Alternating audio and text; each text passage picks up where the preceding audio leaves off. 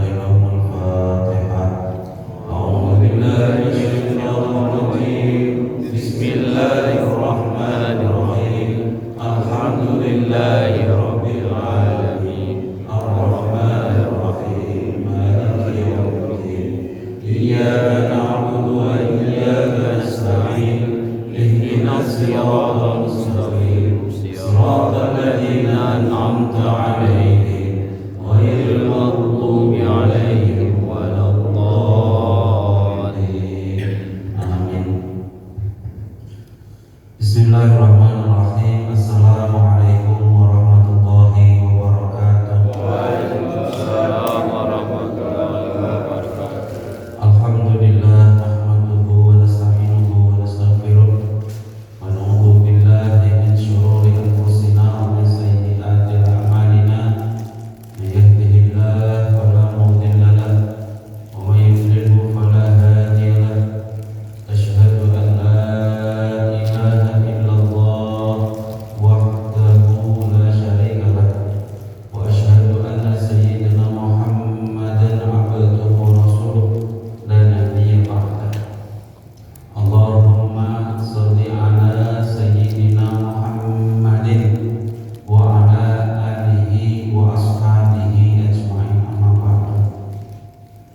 Jemaah yang mulia, marilah kita sama-sama bersyukur kepada Allah Subhanahu wa Ta'ala atas limpahan nikmat dan karunia-Nya, sehingga pada malam hari ini kita masih diberi kenikmatan berupa kesehatan, sehingga bisa melaksanakan kajian rutin setiap 2 minggu sekali malam Kamis dalam keadaan sehat walafiat.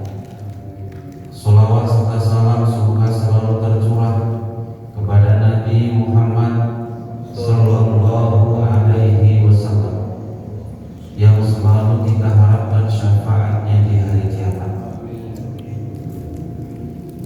Sebagai orang yang beriman, kita dituntut untuk selalu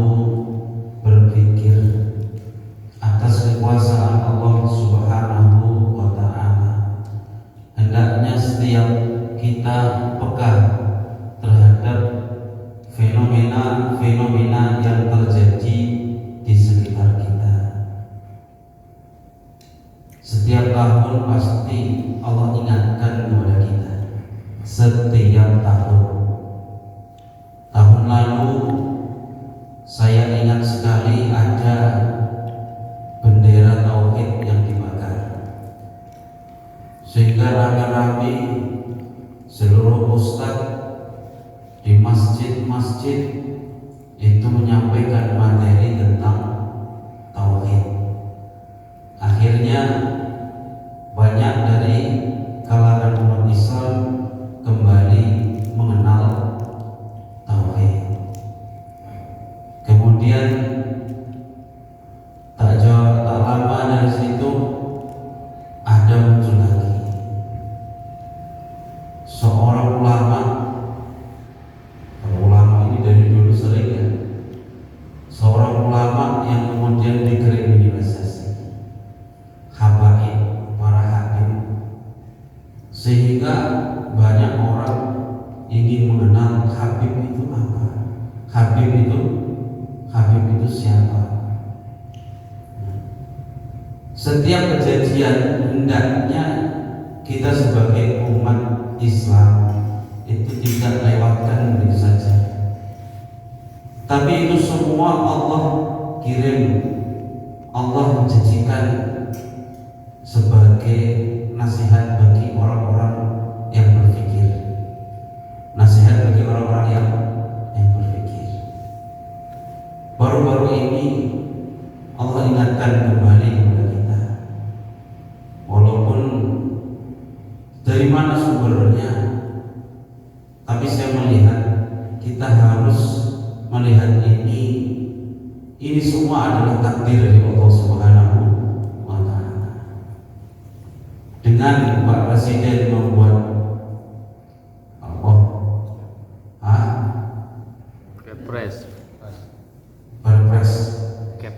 Kepres, keputusan Presiden, yaitu tentang investasi migas, ya, yang dibuka di negara Indonesia, walaupun sudah dicabut.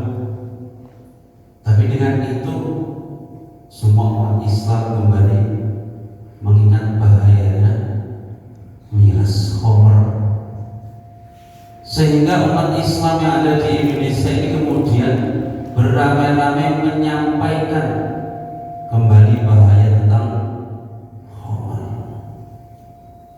Memang akhir-akhir zaman ini kan, karena khamr itu adalah akar dari segala kejahatan, akar daripada segala kejahatan. Ini hendaknya kita semua itu berpikir, semua fenomena yang terjadi itu bukan terjadi dengan cuma-cuma, dengan sia-sia, tapi harus kita ambil hikmahnya. Kenapa Allah takdirkan kejadian seperti ini? Ada bendera tauhid dibakar, ya, rame-rame, kemudian orang menjadi kembali mengupas tentang tauhid. Itu cara Allah itu begitu. Ini kemarin ini walaupun cuma sebentar, tapi harus kita jadikan, oh berarti kita disuruh kembali belajar tentang bahayanya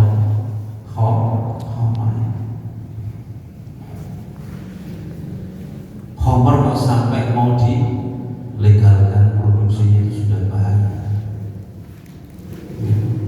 Karena khamr dulu untuk mengharamkannya saja, itu bertahap. Khamr itu mau diharamkan itu bertahap, karena saking maraknya. Gak mungkin kalau langsung diharamkan sekaligus, itu tidak mungkin. Itu di awal-awal Islam, sehingga ayat yang turun itu pertama kali gak ada nyinggung tentang bahayanya khamr. Malah ayatnya itu dalam An-Nahl 67. A'udzubillahi minasyaitonir rajim. Wa min thamaratin nakhili wal a'nabi tattakhiduna minhu sakaran wa rizqan rizqan hasanan inna fi dzalika laayatan liqaumin yaqilun. Dan dari buah kurma dan anggur kamu buat minuman yang memabukkan dan rezeki yang baik. Sesungguhnya pada yang demikian itu benar-benar terdapat tanda kebesaran Allah bagi orang yang memikirkan. Di situ belum disinggung bahwa anggur dibuat mabuk-mabukan kemudian menjadi hukumnya haram, belum. Cuman disinggung begitu saja, cuma disebutkan. Kemudian datang menyinggung tentang khamr. Sudah makin marak orang minum khamr, kebiasaan orang sudah semakin banyak yang minum khamr. Akhirnya sedikit banyak menimbulkan madarat. Akhirnya orang-orang itu tanya kepada Nabi, bagaimana sih hukumnya khamr sebelum? Kayak mana kebiasaan kami ini? Pendapatmu tentang kebiasaan kami bagaimana ya? Maka ayatnya yas'alunaka 'anil khamri wal maisir. Orang-orang bertanya bagaimana hukumnya khamr dan judi. Karena kalau sudah ada khamr itu biasanya judi tidak legal. Biasanya kalau ada tuak itu biasanya ada judi, itu biasanya susah pakai. Kul fihima ithmun kabir. Di dalam khamr, di dalam judi itu dosa besar. Ya, wa manafi'u linnas. Inilah adilnya Allah. Tidak hanya disebutkan dosanya, tapi disebutkan di dalam khamr dan maisir memang dosanya besar sekali. Wa manafi'u linnas, dan ada manfaat bagi manusia. Tetapi diakhiri gimana? Wa ithmuhuma akbaru min naf'ihima. Tapi dosanya khamr dan maisir lebih besar daripada manfaatnya. Kalau lebih besar dosanya berarti harus ditinggalkan. Itu kaidah fikih. Kita punya barang-barang ini kira-kira manfaat sama madaratnya lebih besar. Madaratnya tidak usah dipakai. Kira-kira kalau ada racun ini dipakai tanaman, memang bisa bagus tanamannya, tapi karena nanti pakai ini malah jadi penyakit bagi kita. Misalkan ini tidak bagus untuk paru-paru, bisa merusak, sekali pakai saja langsung efeknya luar biasa, nggak usah dipakai. Kenapa? Karena madaratnya lebih besar. Khamr bahayanya lebih besar dari manfaatnya. Karena khamr itu memang ada manfaatnya. Manfaatnya apa? Wong capek-capek pada pegel-pegel ngombe khamr, ngombe tuak, ngombe minum keras, jadi enteng katanya. Orang dalam tekanan, suntuk, ya, don, kemudian mangket itu orang jadi ngeflay, gak pikir apa enteng. Itu toh manfaatnya. Tapi dosa madaratnya lebih besar karena bisa merusak organ tubuh, terutama adalah merusak otak manusia. Dalam Islam yang dijaga itu adalah satu wahifdu dinin, satu agama, tsumma nafsin, nyawa, mal, harta, nasab, harga diri. Yang pertama adalah agama dijaga. Wahifdu dinin, tsumma nafsin, nyawa ini harus dijaga. Wahifdu dinin, akal juga dijaga. Akal itu kayak mana supaya sehat, itu loh yang harus dijaga. Itu orang kok lagi stres atau kurang sehat akal orang tuanya pengen nyembuhkan. Pak, orang kalau punya anak, mohon maaf kurang sehat akalnya, orang tuanya pengen kali anaknya ini sehat, berapapun diobatkan. Kalau ada masih harta, dicarikan tempat supaya anaknya ini jadi sehat. Loh, orang yang sehat sudah diberi akal sehat, nggak sakit, kok malah mau dihilangkan kesehatan akal dengan apa? Minum khamr, yaitu barang-barang yang memabukkan. Kualik orang cara pikir. Orang yang akalnya kurang sehat itu saudaranya, bapak ibunya pengen sehat anaknya. Sementara yang sehat kok malah pengen merusak akalnya. Itu loh efek dari khamr. Mana orang-orang tanya, bagaimana tentang kebiasaan kami ini, wahai Muhammad? Katakan, wahai Muhammad, ini Nabi pendapatnya masih disuruh lemah lembut, coba. Karena ini masih belum tegas untuk melarang haramnya dulu awal-awal Islam. Karena saking maraknya khamr di Mekah, Arab pada saat itu. Ketika Nabi disuruh jawab, Allah pada waktu itu suruh begini, kul fihima ithmun kabir, itu ada dosa yang besar. Khamr dan maisir itu dosanya besar. Wa manafi'un nas, masih disinggung apa? Ada manfaat bagi manusia. Manfaatnya apa? Itu mau katanya bisa untuk obat, katanya bisa kalau sudah judi menang bisa enak, gak usah kerja. Tapi tetap ditutup. Wa ismuhuma akbaru min naf'ihima, tapi dosanya lebih besar daripada manfaatnya. Semakin marah meneh, sehingga ketika orang sholat, sahabat sholat baca ayat jadi salah-salah, baca al-kafirun dibaca salah-salah. Qul ya ayyuhal kafirun la a'budu ma ta'budun. Harusnya begitu. La a'budu ma ta'budun. Saya tidak menyembah apa yang kalian sembah. Itu artinya qul ya ayyuhal kafirun. Katakan, wahai orang-orang kafir, la a'budu, saya tidak menyembah ma ta'budun, apa yang kalian sembah. Dibaca sama sahabat yang minum khamr sebelum sholat, a'budu ma ta'budun, aku menyembah apa yang kalian sembah. Ini jadi murtad. Orang dia kalimatnya dihilangi tidaknya. Seharusnya saya tidak menyembah apa yang kalian, tidaknya dihilangkan, jadi saya menyembah apa yang kalian sembah. Siap itu langsung turun ayat, dimarahi langsung.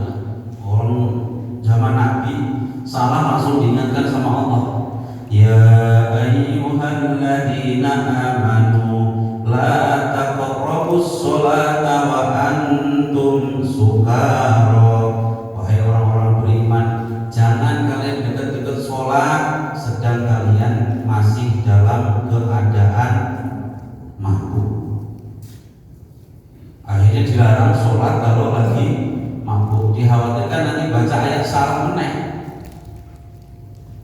Sudah, ini masih belum keras larangannya. Oh, berarti kalau di luar sholat masih boleh.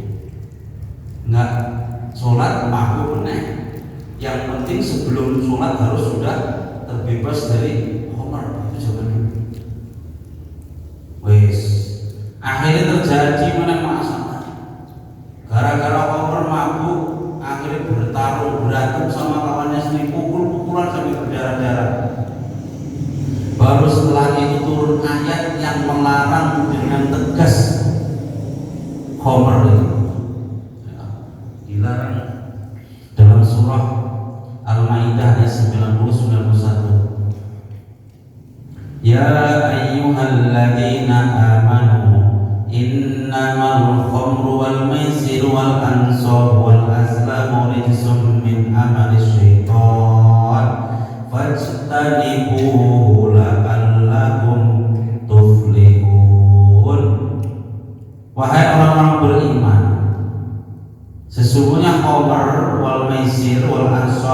Islam disebut kabeh. Ono ramalan, ono undian nasib disebut kabeh. Itu rizqun min amali syaitan, semua itu adalah kotoran najis termasuk perbuatan syaitan. Fastanibuh, jauhi la'allakum tuflihun, agar kalian beruntung.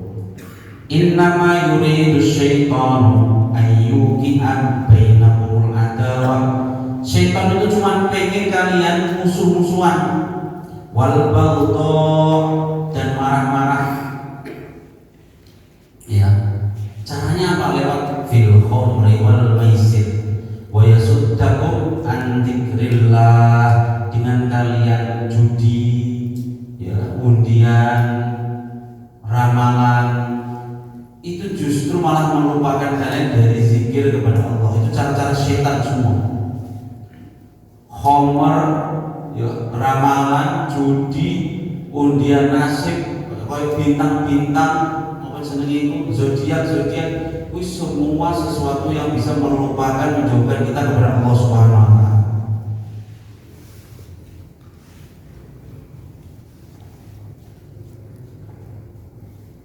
Dengan orang percaya dengan zodiak, misalkan bintang-bintang, ini kalau orang biasanya kelahiran bulan April biasanya begini-begini.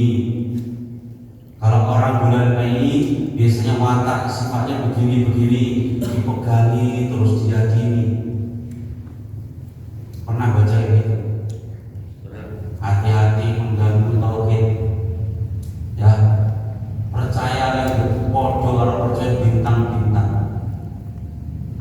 Iku lho sing mbak salat 40 hari lagi tompo ya ini. Doa sholat gak diterima gara-gara percaya kalau sing kaya ngono. Itu jenenge percaya dengan ramalan, jangan percaya. Itu semua menjauhkan kita dari Allah Subhanahu wa taala. Wa yasuddakum an dzikrillah wa anis sholati fahal antum muntahun. Itu menjauhkan kita, menghalang-halangi kita dari zikir kepada Allah. Ustaz, kalau misalkan orang mabuk tapi dengan mabuk dia bisa zikir gimana? Orang ceritanya. Ya. Orang alasan aku nih gak ngefre gak bisa zikir, bongkok lah. Masa zikir dulu ngefre. Wa anis sholati fahal antum muntahun. Apakah masih tak mau berhenti? Ini ayatnya ini sedikit nadanya ngancam. Apa masih tak mau berhenti? Fahal antum muntahun.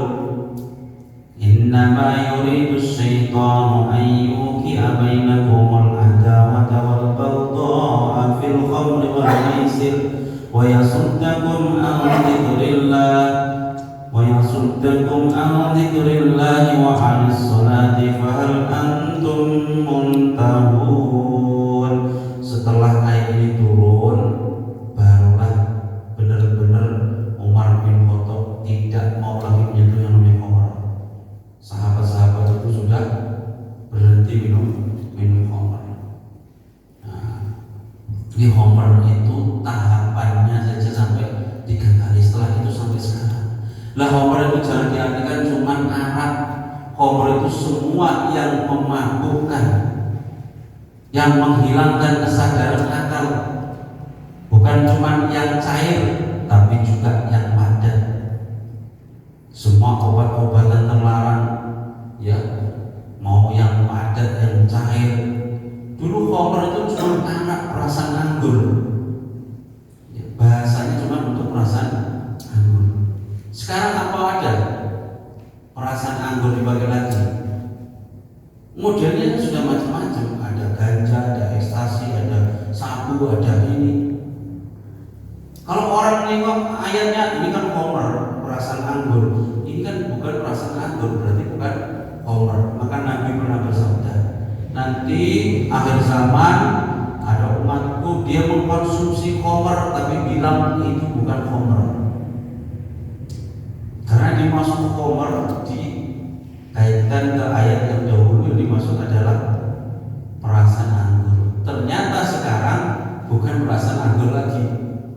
Yang memabukkan sudah macam-macam, bahkan duduk kelopo sini, tuak sini. Kalau di sini kelapa, kalau di Jawa ada namanya itu pohon siwalan. Pohon siwalan itu sama kayak kelapa, tapi daunnya itu kayak apa ya? Di sini nggak ada. Dia ada buahnya ya siwalan, itu buah siwalan. Saya pernah kerja di Jawa bawa kemarin. Itu duduknya apa? Kuahnya itu getahnya itu ditampung, itu manis kayak kelapa, tapi lebih manis lagi pohon siwalan. Itu kalau 2 hari sudah jadi tua. 2 hari sudah jadi tua. Tapi kalau direbus, apa jenenge? Jadi aren. Direbus jadi manis, jadi gula. Itu namanya pohon siwalan. Kalau di sini kelapa, sama itu kalau sudah 2 hari jadi tua, jadi memabukkan. Itu dulu belum kayak gitu. Dulu anggur. Dan ditarik di ayat dulu ini kan dulu ayatnya anggur. Berarti kalau sekarang bukan, ini bukan homer berarti tua apa sekali barang dikasih, bukan homer, pokoknya tidak diarani homer. Padahal homer itu memang dulu bukan tua, bukan kok. Tapi intinya adalah yang memabukkan. Nah, ini bahayanya. Maka walaupun kita sudah tahu kalau nggak diingatkan bahayanya, itu ya orang menjadi biasa. Orang itu kan jalan ini kan sudah rambu-rambu sudah banyak. Itu pun kalau nggak ada polisi masih nggak takut, nggak jerah. Kenapa? Polisi itu untuk apa? Untuk mengingatkan. Kalau ada rambu-rambu misalkan dibiarkan toh nggak ada polisinya, ya orang tetap melanggar itu. Sama walaupun ada hukum ayat Al-Quran bahwa homer ini haram, bahwa zina ini haram, kok nggak ada ustadz yang mengingatkan selalu. Cuman ada Al-Quran, nggak diingatkan ustadz-ustadz ulama-ulama yang di tempat itu mengingatkan. Dua tetap dilanggar. Makanya ini kembali dengan kejadian kemarin, Allah ingatkan kepada kita agar kita kembali mengingat, menyampaikan bahayanya homer. Pemenang ini banyak orang nganggur, musim-musim ini banyak orang nganggur.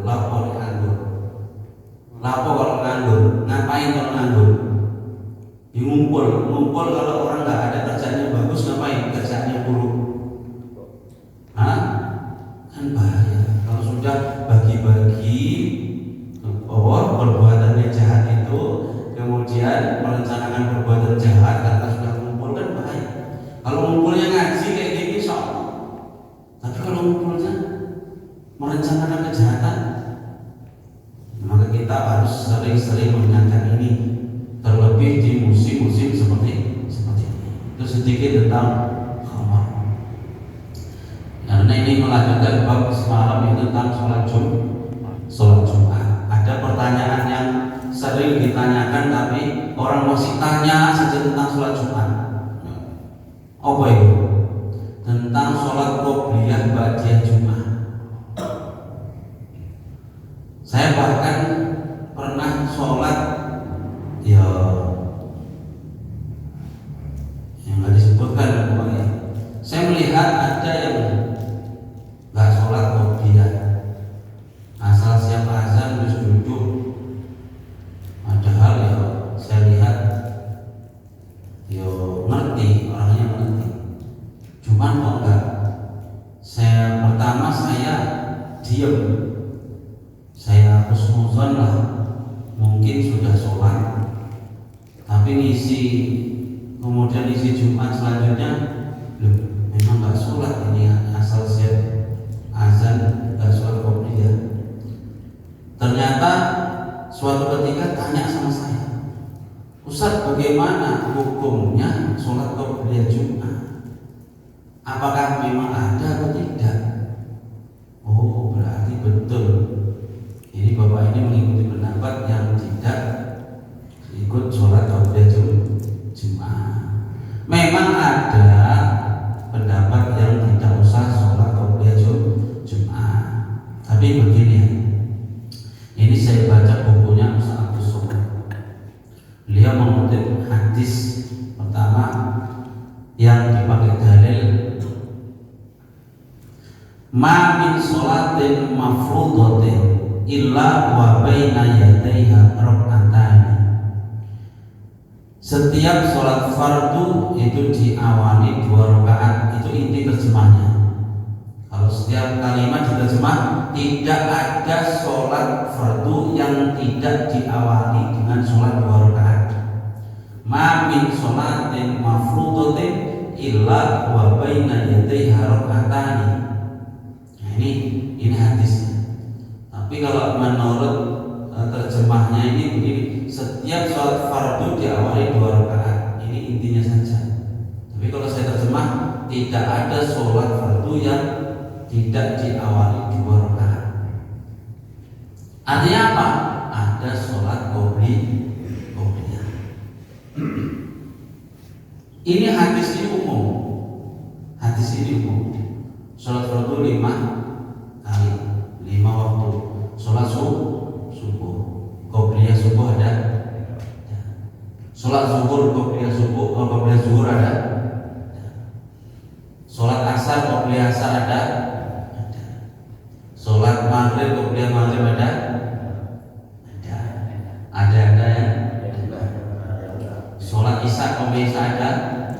Sholat subuh, balik sholat subuh. Nah, guys, ini hadisnya umum. Ya, hadisnya umum. Kemudian kalau melihat perbuatan sahabat, yang namanya sahabat itu yang diikuti siapa?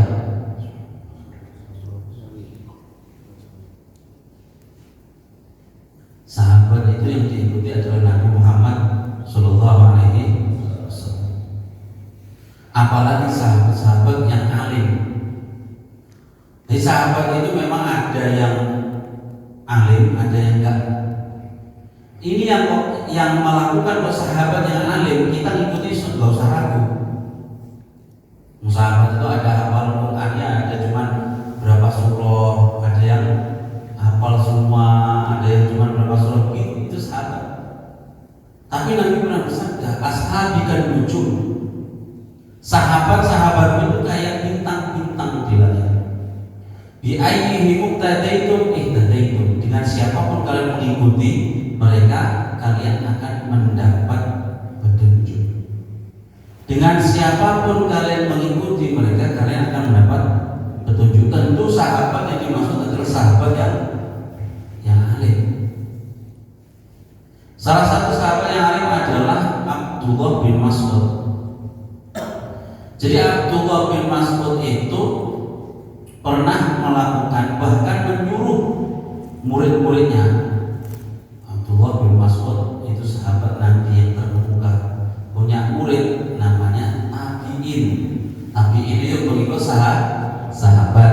Kalau pengikut Nabi namanya sahabat, kalau pengikut sahabat namanya tabi'in. Abdullah bin Mas'ud menyuruh murid-muridnya untuk sholat sebelum sholat Jumat arba'an wa ba'daha arba'an, qabliyah Jumat 4, setelah Jumat 4. Bukan lagi 2 rakaat, 4 rakaat, 4 disamakan kayak qabliyah zuhur dan ba'diyah zuhur. Ustaz, qabliyah zuhur berapa? Sebenarnya 4. Ya, itu yang tidak muakkad. Tapi yang muakkad itu artinya Nabi hampir tidak pernah meninggalkan. Dalilnya kuat. Itu 2 rakaat, 2 rakaat. Qabliyah zuhur 2 rakaat, ba'diyah zuhur 2 rakaat. Baik. Apakah sahabat mungkin mengarang-arang sholat sendiri? Kalau sahabat gak berani kayak gitu.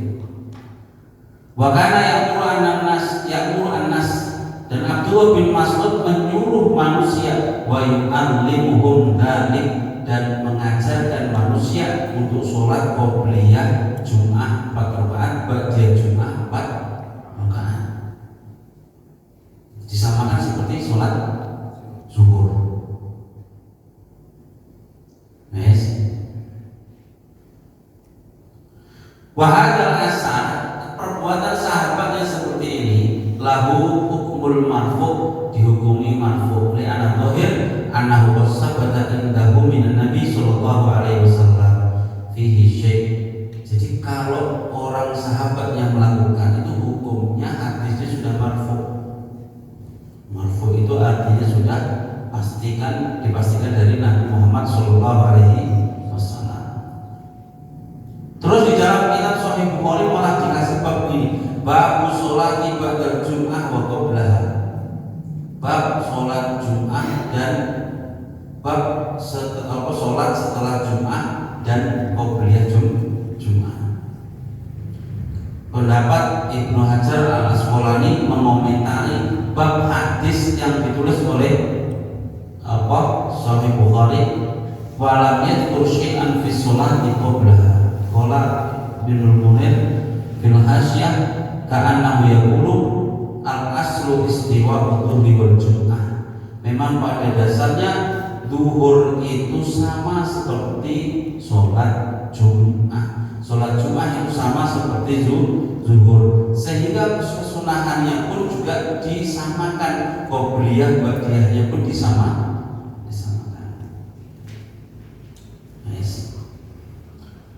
Itu adalah sholat qobliyah dan ba'diyah Jum'ah.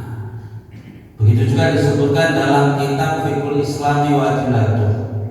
Syekh Wahbah Zuhairi begitu mengutip pendapat bahwa jumhur ulama mayoritas ulama bahwasanya qobliyah dan ba'diyah Jum'ah itu ada dan dikiaskan dengan sholat zuhur. Qobliyah dan ba'diyah Jum'ah itu ada dikiaskan dengan sholat qobliyah ba'diyah zuhur. Nah, makanya itu yang memakai pendapat adanya sholat qobliyah ba'diyah Jum'ah. Terus kemudian kalau ada orang yang sholat atau datang sementara imam sudah naik, apakah dia sholatnya itu sholat qobliyah apa sholat tahiyatul masjid? Maka boleh tahiyat masjid, boleh qobliyah boleh tahiyat masjid, boleh qobliyah Jum'ah. Yes. Kalau saya ditanya awal-awal hari itu, saya cuma sebutkan 2 pendapat. Apa pendapat tentang orang yang datang kemudian imam sudah khutbah? Saya jawab 2. Pendapat pertama mengatakan sholat 2 rakaat tapi tahiyat masjid. Yang kedua boleh sholat niatnya qobliyah. Yang ketiga langsung duduk dan semua ada dalil. Yes, gak usah nyalahke kabeh ana dalil. Ini menguatkan dalil yang mengatakan bahwa qobliyah dan ba'diyah Jum'ah itu ada. Kalau misalkan ini kan namanya fikih, misal-misal tadi banyak. Misalkan kalau kita yang sudah tahu itu kalau orang lagi khutbah itu ngomong itu hukumnya haram atau hukumnya cuma makruh gitu. Setahu jemaahnya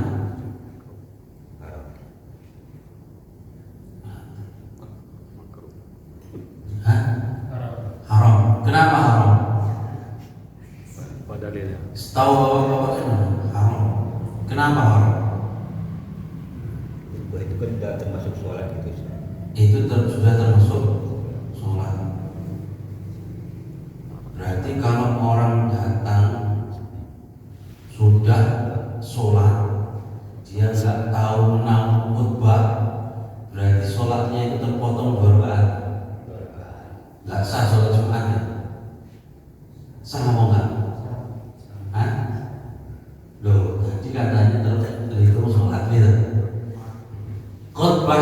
itu sholat. Kalau orang datang kemudian imam sudah berdiri sholat, dia nggak ngikutkan dari awal khutbah, berarti sholat Jumat sah orang. Tetap sah. Bahkan dia seumpama ketinggalan satu rakaat pun dia cuma menambahi satu rakaat, sholat Jumatnya sah. Nah jadi kayak mana? Ini pembahasannya hukum kita ngomong ketika khutbah sudah dimulai. Hukumnya sebenarnya gimana? Kalau kita melihat ayat wa idza quri'al Qur'an fastami'u lahu wa ansitu la'allakum turhamun. Ketika dibacakan Al-Qur'an, fastami'u lahu, maka dengarkan. Fastami'u lahu wa ansitu la'allakum turhamun. Ini perintah kita disuruh mendengarkan. Nah, berarti kalau melihat ayat ini, berarti kalau kita ngomong itu sudah tidak ikut sama Al-Quran. Kenapa kok khutbah itu diibaratkan Al-Quran? Ini kan ayat tentang Al-Quran. Kalau dibaca Al-Quran disuruh diam. Ini kan khutbah, bukan baca Al-Quran. Karena di dalam khutbah itu ada rukun yang harus dibaca, yaitu qiraatu ayat, bacaan Al-Quran. Maka khutbah itu dihukumi seperti baca Al-Quran. Dibangun dengan hadis idza soidal khatibu alal mimbar. Gimana? Ada dua riwayat. Yang pertama, idza qulta li sahibika yaumul jumu'ati ansid wal imamu yakhubu faqad laghauta. Kalau imam sudah khutbah, kalian ngomong sama kawan kalian, diamlah, diam, jangan rame, cuma diam gitu saja. Faqad laghauta, sudah sia-sia pahala Jumat. Bagaimana kalau kita ngomong? Berarti hukumnya lausalama. Dan sekarang ini pernah kejadian di zaman Nabi itu, pas Nabi khutbah datang orang Badui dari kampung, dari pelosok, datang belum dia ngapa-ngapain langsung tanya, masih berdiri, baru masuk masjid langsung berdiri. Ya Rasulullah, mata saat, kapan hari kiamat? Nabi khutbah masih ittaqullah qul khutbah tenanan. Orang Badui dari kampung jauh datang kepada Nabi pas waktu Nabi khutbah, langsung masuk tanpa duduk, tanpa sholat, langsung tanya sama Nabi, ya Rasulullah, mata saat, kapan kiamat? Sahabat-sahabat itu jadi Nabi khutbah pokoknya udah parah semua, sudah isyarat semua, udah suruh duduk, nggak duduk. Mata saat, Nabi nggak gubris. Pertama Nabi nggak gubris, kedua masih tanya terus, mata saat, nggak tanya. Tanya yang ketiga, mata saat. Waihat, pas khutbah Nabi marah juga. Waihat, celaka. Ini kalau orang mencirit, makinya bawa wahyak ya. Kalau bahasa sini apa ya? Aku nanti ku tafsirkan sama pula. Wahyak, celaka. Bahasanya gitu aja. Nanti tak ganti anjing, nanti kan kasar kali.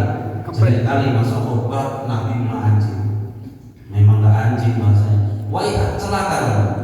Ma'adat Allah, apa yang kamu siapkan untuk kiamat?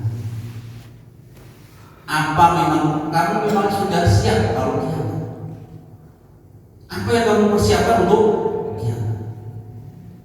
Khutbah ditanya langsung ke depan. Kemudian orang Badui ini jawab, hubbullah wa rasuluh.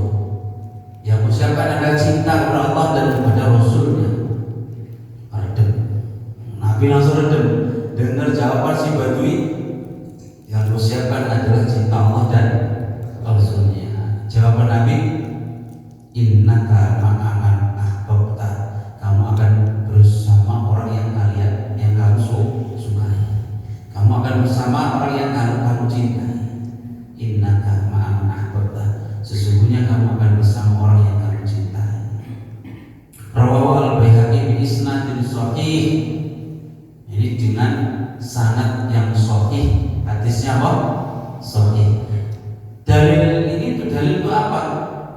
alaihi salatu wassalam lam yungkir alaihi dzalik walau kana haraman la angkar. Nyatanya Nabi menjawab. Bahkan orang datang bertanya tentang hari kiamat, pas Nabi khutbah dijawab. Kalau memang Nabi melarang ngomong ketika Jumat, Nabi kan bisa ngomong, duduk, sholat tuh. Nyatanya Nabi malah jawab. Memang marah tadi, marah. Wah ya, celaka kamu. Tanya aja apa yang mau siapkan untuk kiamat rupanya. Baru dijawab, hubullah wa rasul, cinta kepada Allah dan Rasulnya. Ini berarti ada orang ngomong ketika Nabi khutbah. Anggap saja ini adalah pengecualian karena ini memang orang Badui. Orang nggak ngerti itu memang dimaklumi. Itulah enaknya orang yang nggak ngerti itu dimaklumi. Orang yang dimaklumi salah satunya orang bodoh, nggak ngerti hukum, anak kecil, orang tidur, orang gila, pilih salah satunya mana? Ya. Orang puasa makan, dia nggak tahu bahwa hukum makan itu membatalkan puasa. Batal nggak puasanya? Nggak batal. Lali, misalnya lali, batal nggak puasanya? Nggak batal, kan enak nggak ngerti. Ini nggak ngerti, bahwa gue nggak ngerti sopan santun. Orang dari kampung datang langsung tanya sama Nabi, ya Rasulullah, mata saat? Pas Nabi khutbah, mata saat? Ya kuat. Gak dijawab itu ulang-ulang, mata saat? Nabi baru marah, woi kamu ada telah. Memangnya kamu sudah siapkan apa untuk kiamat? Baru jawab, hubbullah wa rasul, cinta kepada Allah dan kepada Rasulnya.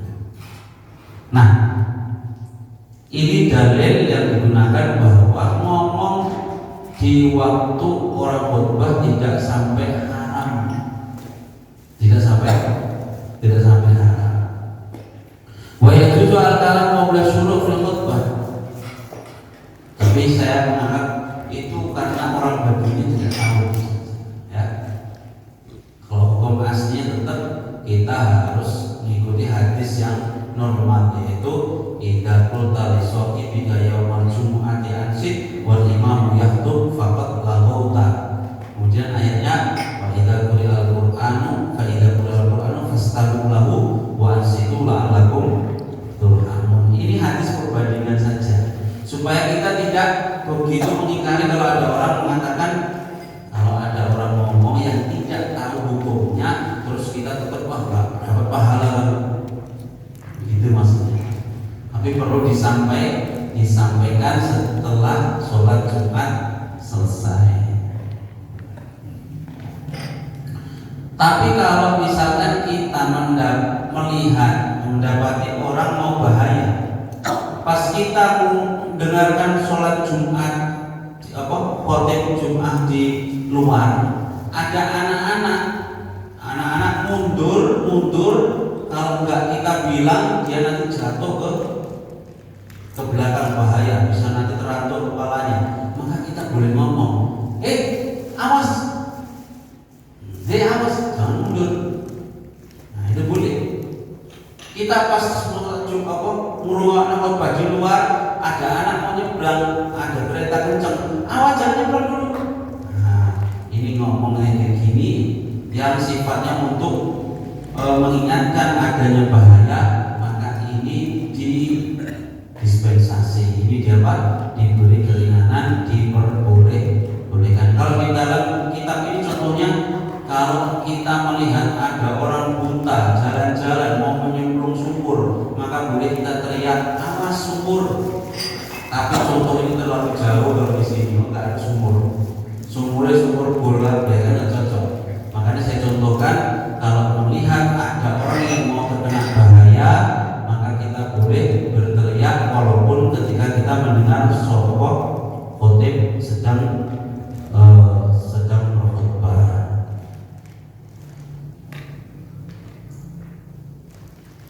Kemudian kadang ada orang begini, masuk masjid itu salah.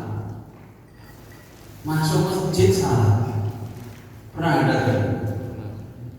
Nah kalau kayak gini ngaji ini memang ya gak apa-apa, dijawab saya bisa jawab, saya jawab. Cuman kalau saya pas lagi nerangkan dan jawab aja tersinggung Pak. Karena al-masghul la yusghal, kaidah fikihnya orang sudah sibuk jangan disibukkan. Khotib sedang di atas, masuk masjid salam pula, gak usah salam. Assalamualaikum. Gak dijawab, nunggu imam jawab pula assalamualaikum mam. Saumpama ada orang yang sanggup ngono, wong Badui, wong sing belum ngerti apa, belum ngerti hukum, akhirnya masuk nunggu salam jawab imam. Lau salam ma'adahin kalau khutbah, fa'ikun nabil qadim yahrumu al-kalam. Menurut qadim oleh Imam Syafi'i ketika masih di Baghdad di Irak haram. Ya, haram. Hurimat ijabatu bil lafzi, maka haram jawabnya dengan lafaz. Ini Imam Syafi'i masih di Baghdad di Irak. Qadim. Imam Syafi'i setelah pindah ke Mesir, qaulnya namanya qaul jadid. Qaul jadid itu qaul yang baru. Nah, Imam Syafi'i saja pendapatnya bisa berubah. Yang di Baghdad dulu tidak membolehkan, yang di Mesir berubah menjadi membolehkan. Ini ulama Imam Syafi'i. Loh, apa dalilnya tidak sama? Mungkin kondisi situasinya berbeda. Maka saya katakan ulama itu benar-benar ulama itu kalau sudah benar-benar melanglang buana, sudah mendapati ayat ini dan ditengok di kondisi di tempat yang berbeda-beda, itu baru mantap. Kalau kita baru tahu di satu tempat, misalkan di Mesir saja, menggunakan ayat ini dalil ini, belum tentu ini situasinya sama dengan di Mekah, belum tentu situasinya sama dengan di Jawa. Ya. Itu sudah berbeda. Makanya kalau ada orang ini, saya ini orang kalau misalkan di sini di Indonesia ini megang kepala itu nggak sopan. Orang Jawa kita megang kepala orang tua, orang mau pangkas saja bilangnya mohon maaf ya, amin ya. Itu kenapa? Karena tradisinya. Tapi kalau di Arab megang kepala itu biasa. Justru yang bahaya itu malah megang pokok. Kalau di Indonesia kita mau megang kepala itu amit, riyen mau pangkas amit dulu. Mohon maaf ya Pak ya, saya pegang dulu kepalanya. Amit. Ini kono biasa megang kepala. Padahal ini urusan Anda, akhlak. Begitu juga ayat itu, begitu juga hadis itu, begitu juga. Kenapa ulama itu kadang berbeda pendapatnya? Hadisnya sama, ayatnya sama. Kenapa Pak Imam Syafi'i di Baghdad di Irak kok bisa berubah ketika di Mesir? Karena situasi, kondisi sudah berbeda. Nanti pindah di Indonesia beda benar mungkin. Beda benar. Makanya jangan nyalakan ulama di Arab, jangan nyalakan ulama di Indonesia. Terus beda. Kecuali sudah hidup lama di Indonesia baru ngerti. Ya. Nah, ini ulama yang bijak itu tidak mudah menyalahkan. Saya dulu menyalahkan sekali, mohon maaf sekali. Saya dulu itu termakan isu pokoknya asal ada jamaah kok bawa kompor, kok bawa tas keliling-keliling masjid, itu aliran sesat. Iku nih Jawa. Saya tanpa tabayun dulu, akhirnya asal melihat orang ini saya anggap sesat. Masih kecil dulu. Tapi begitu saya dekati, saya pernah diajak ngobrol, orangnya lemah lembut. Loh ini kan hanya orang sesat, tapi kok lemah lembut.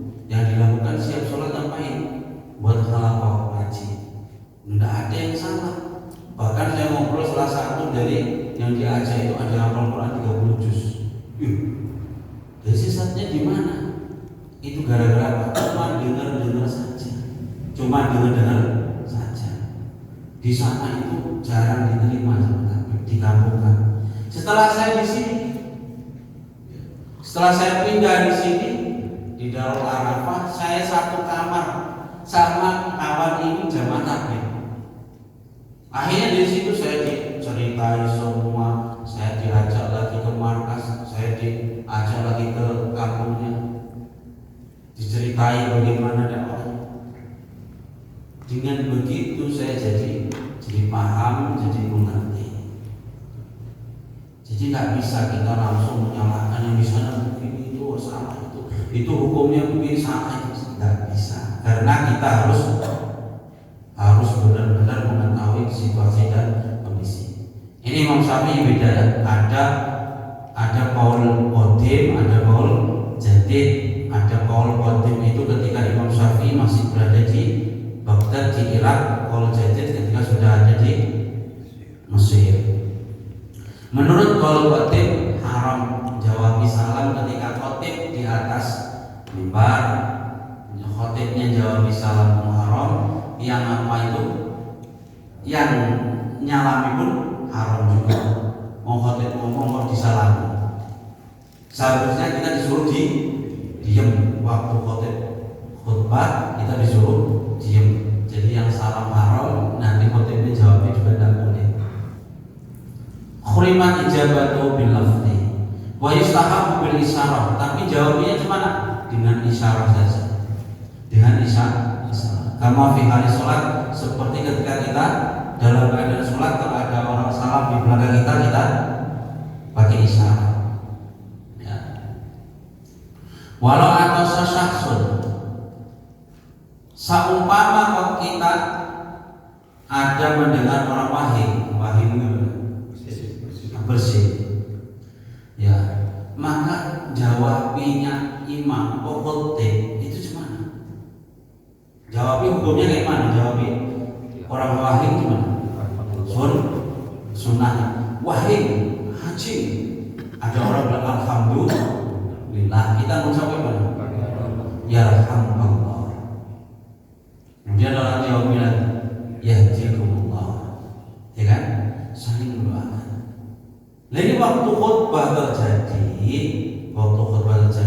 menurut qaul qadim Imam Syafi'i, fayahrumu tasmituhu, maka haram menjawabinya. Ya, sampai jawabnya haram ala sahih. Kalau disalam seperti haramnya membalas salam. Wa in kunna bijadid, menurut pendapat kalau jadid, innahu la yahrumu al-kalam, enggak haram ngomong ketika khotib berlangsung. Ketika khutbah berlangsung menurut Imam Syafi'i dalam qaul jadid, berarti Imam Syafi'i sudah di mana? Di Mesir. Ya.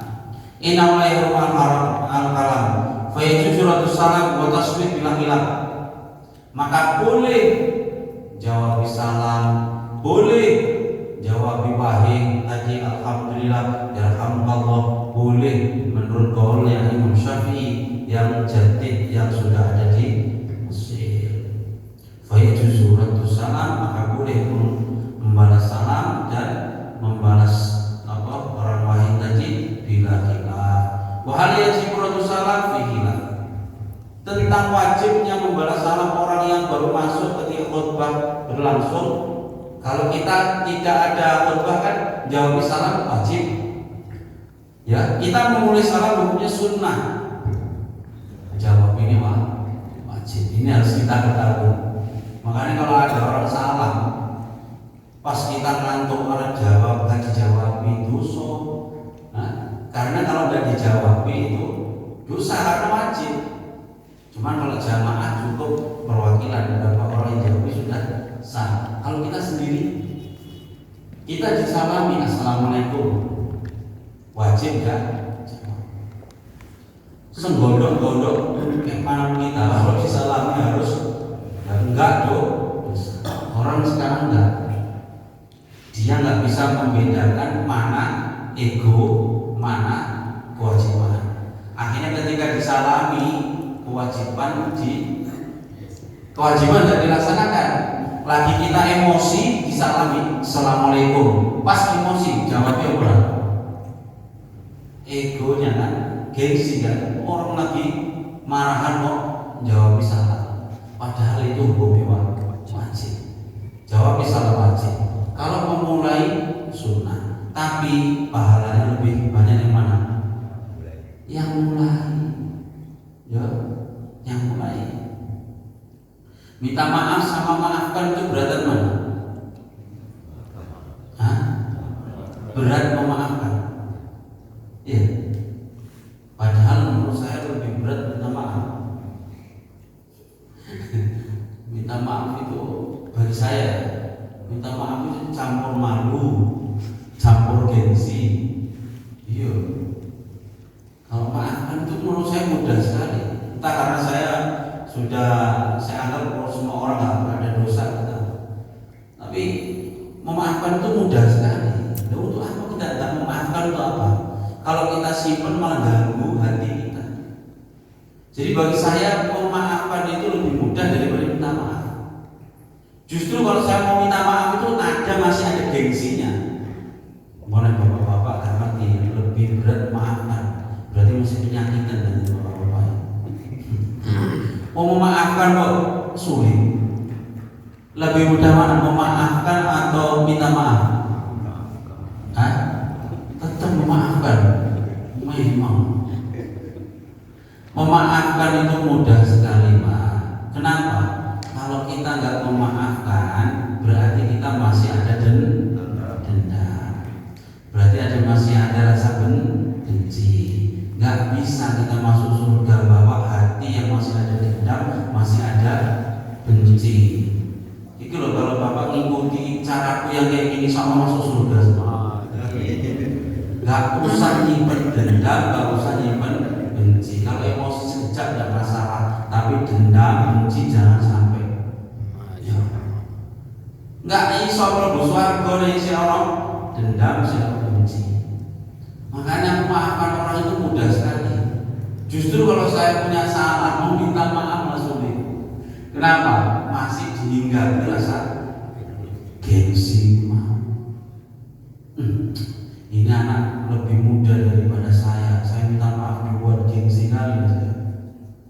Anak lebih muda dari saya, terus saya mau minta maaf. Sementara nanti kalau minta maaf gimana lah reputasiku sebagai anak gitu.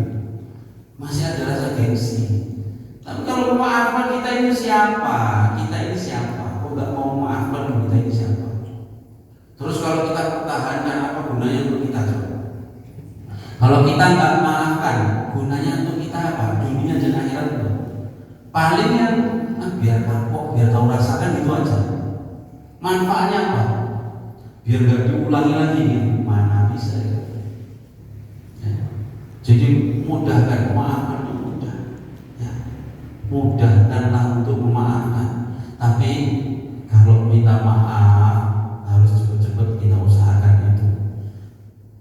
Tapi kok kebalik kayaknya, minta maaf cepat.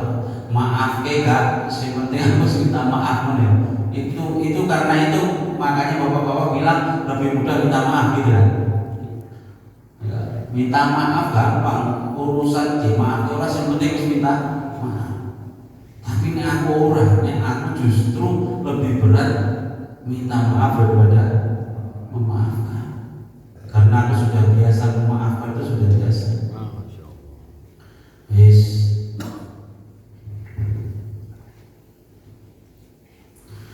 Fayajuzu radus salam wa tasmit bila khilaf. Wa hal yajib radus salam, apakah wajib membalas salam? Maka jawabannya khilaf. Kalau menurut dalam kitab Syarah Shahih annahu la yajib, tidak wajib lagi hukumnya ketika khutbah berlangsung, tapi yustahabbu, disunahkan. Yang hukum aslinya wajib ketika di luar khutbah. Ketika dalam khutbah kalau ada orang salam, hukumnya tidak lagi wajib, tapi jadi sunnah. Wasawi bisa menghadap, tapi menurut Imam Nawawi annahu yajibu. Kalau ada pertentangan antara dua imam dalam fikih Syafi'i, ini perhatikan ya. Karena kita belajar fikih Syafi'i, saya kasih kaidahnya. Kalau ada perbedaan pendapat antara Imam Rafi'i dan Imam Nawawi, maka yang diunggulkan adalah pendapat Imam Nawawi. Nah, Imam Nawawi berpendapat wajib menjawab salam. Berarti hukumnya wajib. Fikih itu kayak mana pun mesti ada dua pendapat. Fikih itu kayak mana pun mesti ada dua pendapat. Kecuali yang sudah ditetapkan dalam Al-Quran haram-haramnya. Kalau masih furu', masih cabang, pasti ada dua pendapat. Kalau enggak, ya iya. Kalau ada yang bilang enggak, pasti ada yang bilang iya. Itu saja. Tapi kalau kayak zina, kayak khamar, kayak judi, itu sudah nggak bisa diutak-atik lagi. Tapi kalau masalah cabang-cabang fikihnya, itu pasti tetap ada dua pendapat. Nah, itu rumahnya. Jadi menurut Imam Nawawi tetap wajib jawab. Wa amat tasminul atis. Kalau orang yang jawab ya hampa tadi gimana? Fasohi fisati sohir istijabu aidan la wujubu. Wa kata Soha Nawawi bisa madhab wa asrotohu wa ala biswa'am. Kalau tasminul atis jawab orang pahit ketika khutbah berlangsung, maka hukumnya sunnah, bukan wajib. Jadi haji, alhamdulillah, kita jawab ya alhamdulillah. Tapi kalau assalamualaikum menurut Imam Nawawi, kita jawab waalaikumsalam. Wis paham sih Pak? Paham ya? Ada pertanyaan?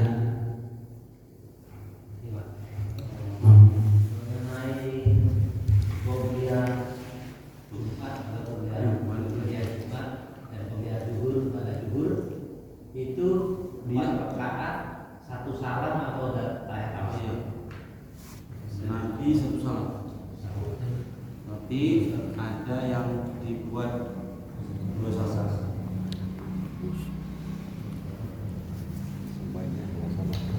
Dua salam, apanya?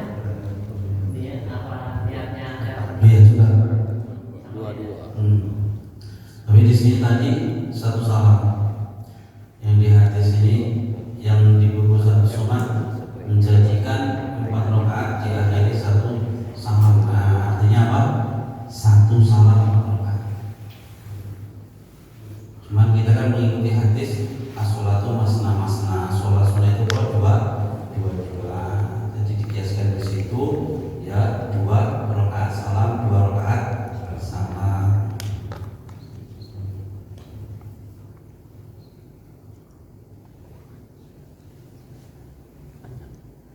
Yes, Pak. Jadi niatnya Ustaz, apakah juga itu? Yo. Ya kalau kita buat 2 rakaat ya 2 rakaat 2 kali. Nah, kita sholat tarawih itu niatnya berapa rakaat? 8 rakaat ya. 2 rakaat. Kalau 2 rakaat gitu ya. Tanya Kalau berjabat tangan Ustaz, ketika sholat Jumat kan ada jemaah yang baru datang sholat ya kan. Setelah sholat dia kan salam. Kanan kiri salamnya kan. Siap sholat salaman. Iya. salah sunat. Ketika khutbah udah masuk kan. Siap sholat salaman gitu. Iya. Yang ditanyakan itu Iya. salaman setelah sholat apa? Kan setelah sholat. Kan gerak tangannya. Harus diam. Kita nyalaminya bukan lagi sholat kan? Enggak. Kan kalau setelah sholat tidak masalah. Ini salah itu salaman waktu sholat.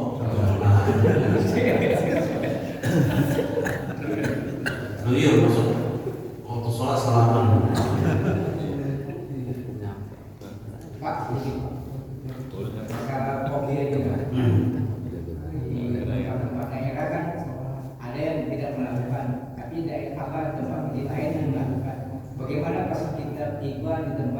tidak melakukan terus ada terus naik mimbar.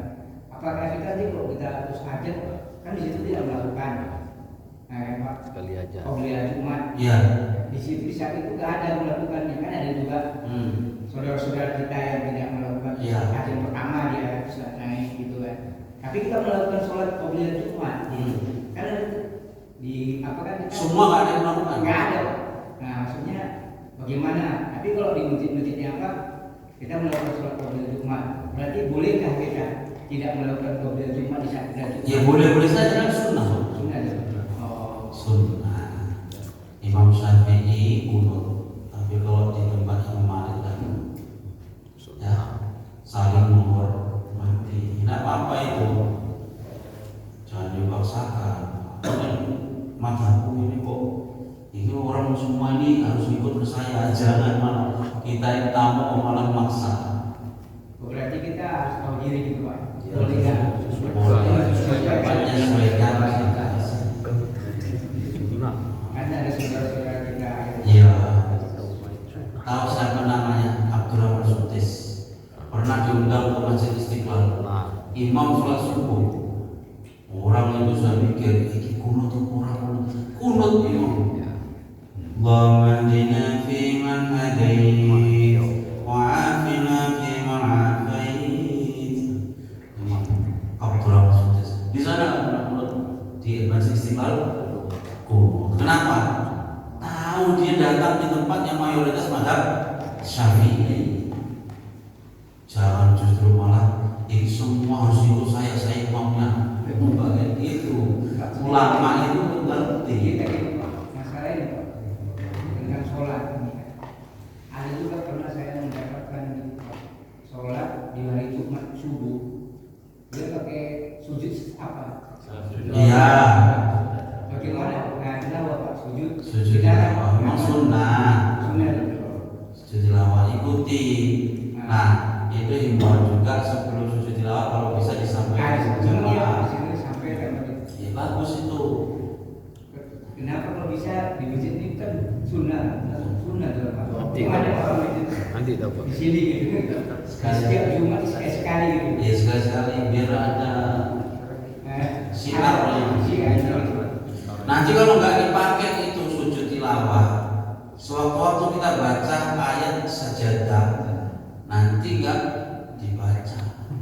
Lama-lama asal baca sholat yang ada ayat sajadah nggak sujud tilawah. Sekali imam sujud, makmum keter.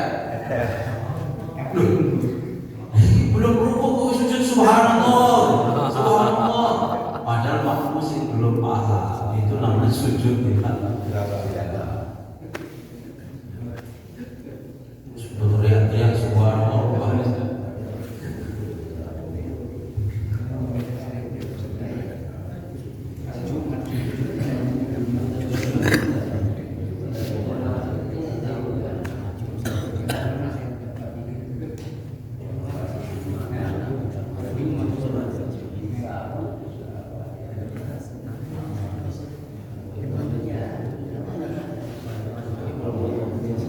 Sudah.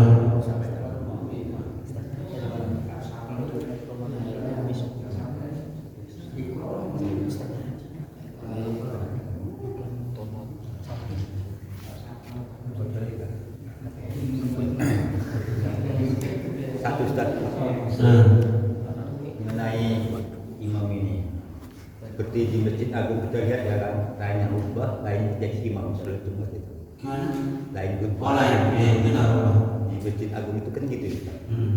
Tapi di masjid lain gak ada seperti itu. Sunnahnya itu langsung mubasyaratannya, masyarakat yang dia itu tidak ada masalah mau lain apa khotib lain imam, karena dulu memang Nabi begitu, Nabi yang khotib, Nabi yang imam. Pernah Nabi gantian? Nggak ada Nabi khotibnya Abu Bakar, imam ada? Nggak pernah. Jadi tapi itu yang afdal begitu. Kalau pernah diganti imam sendiri, khotib sendiri,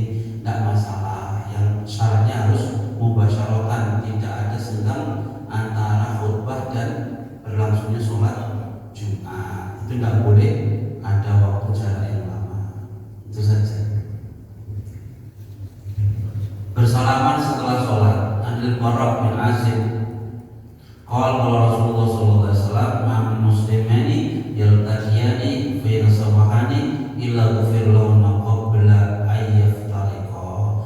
Tidaklah dua seorang muslim berjumpa kemudian bersalaman kecuali dosa-dosanya berguguran sebelum ia berpisah. Salaman. Babul musafahah. Sahihul Isnad Anas bin Malik lama jaa al-Yaman ahli Yaman qala Nabi sallallahu alaihi wasallam qad aqbala ahli Yaman wa hum araqu quluban minkum fahum awwalu man jaa bil musafahah. Orang Yaman kalau datang duluan dia yang ajak salaman karena lebih lembut hatinya. Jadi tandanya orang yang lembut hatinya itu mudah menyapa. Salah satunya bentuk penyapaan adalah salam. Assalamualaikum. Ini sudah dihafalkan oleh jemaah. Assalamualaikum. Masya Allah. Kita ke gengsi-gengsi. Nanti kalau tak kenal ya saya mau salam. Mengucap salam aja mau kalau tak kenal. Anda akhir zaman salamnya hanya untuk orang yang dikenal saja.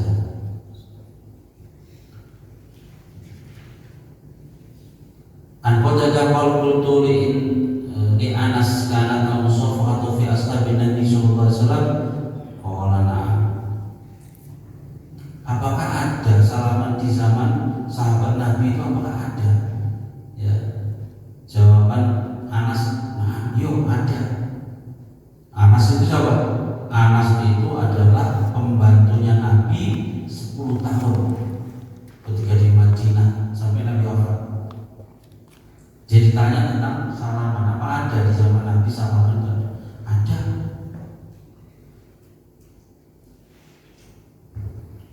Jadi salaman itu tidak ada waktu ditentukan, tidak ada.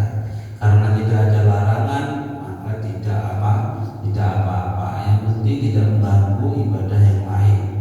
Ini di waktu sholat, mau di setelah sholat, mau di sebelum sholat, mau setelah sholat tidak masalah. Yang pasti jangan di waktu sholat.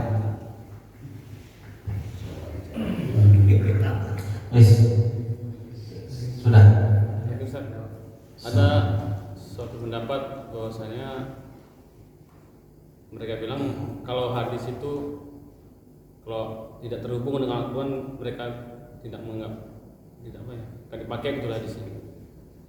Itu gimana? Hadis yang tidak terhubung langsung dengan amalnya tidak pakai itu. Al-Quran lah itu. Dengan Al-Quran. Hadis yang tidak terhubung dengan Al-Quran. Misalnya dibahas di hadis mah nggak ada di Al-Quran. Orang itu nggak memakainya gitu. Hadis sahih. Nah, sahih itu menurut siapa? Karena mereka menganggap bahwasanya hadis itu kan ucapan manusia dibilang. Yang terus satu lagi orang itu bilang yang di Allah itu kan Al-Quran bukan hadis. Nah, Al-Quran itu yang sampai kepada kita itu dari siapa?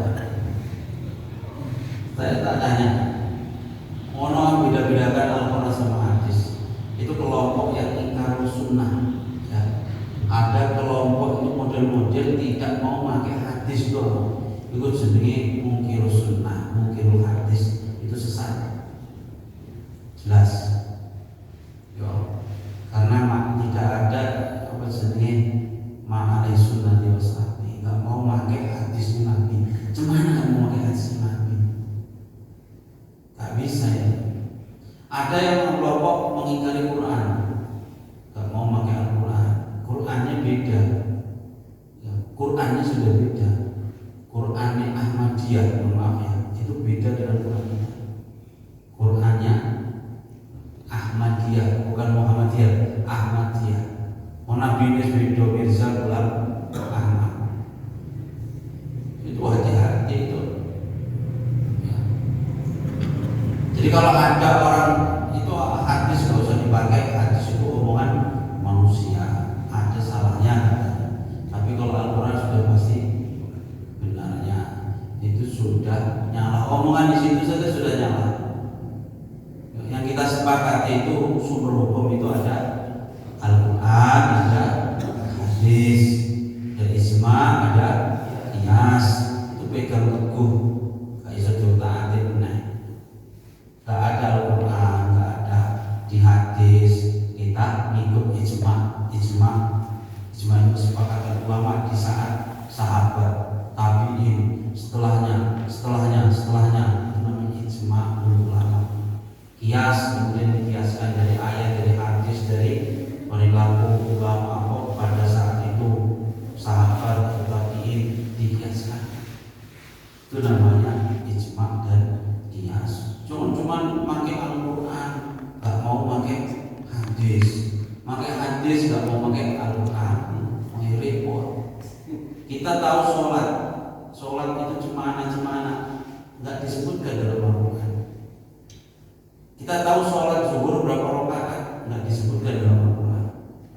Ya, sholat zuhur berapa rakaat? Sampai ada orang, kenapa kamu sholat zuhur cuma 2 rakaat? Al-Quran dan menyebutkan berapa rakaat. Jadi dia bebas mau sholat berapa rakaat, sementing dia sholat zuhur, sholat asar, piro rakaat, yo sak gelem. Al-Quran kan menyebutkan nanti serawai potong ini. Dia pakai Al-Quran mulai. Lalu makan anjing kenapa? Di Al-Quran nggak ada anjing Arabnya, ada cuman hinjil. Kan repot. Aku kok ngomong tua, koper ini bukan koper, ini tua ini. Apa gak repot? Makanya gak iso. Jadi Al-Quran itu penjelasannya ada pada hadis. Lah yang paham hadisnya Nabi siapa? Sahabat, makanya ada ijma, kesepakatan ulama pada saat itu, sahabat pada saat itu. Itu ceritanya begitu. Makanya pakai hadis, pakai Al-Quran, pakai ijma, pakai qiyas, tak bisa dipisah-pisah. Bisa semalam mau tahu ini jaraknya yang dibilang tanah haram itu dari Mekah berapa kilometer? Nah itu yang saya belum pernah ukur itu. Tapi sudah ada batasnya itu. Dulu kalau tanah Mekah itu yang batasi itu Nabi Ibrahim. Itu sudah Nabi Ibrahim sudah batasi.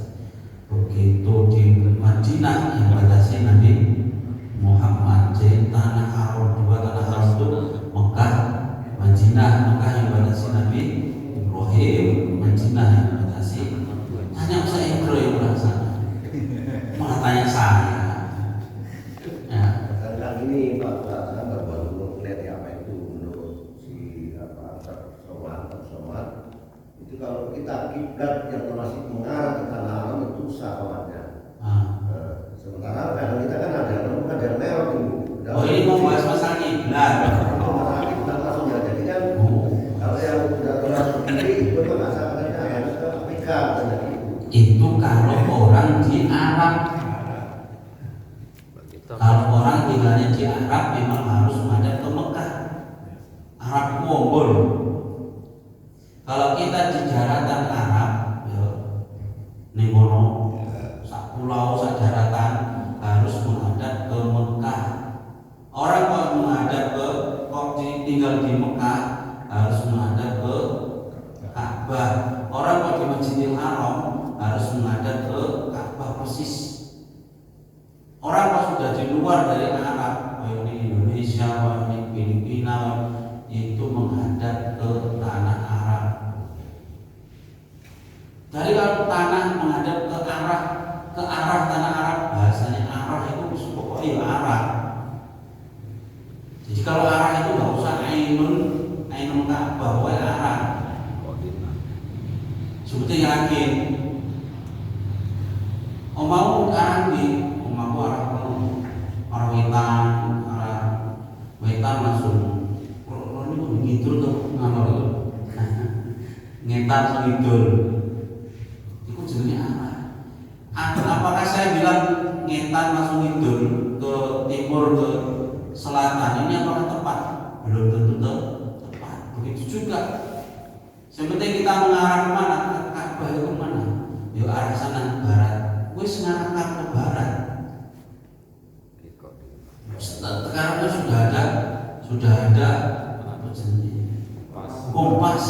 Binatnya.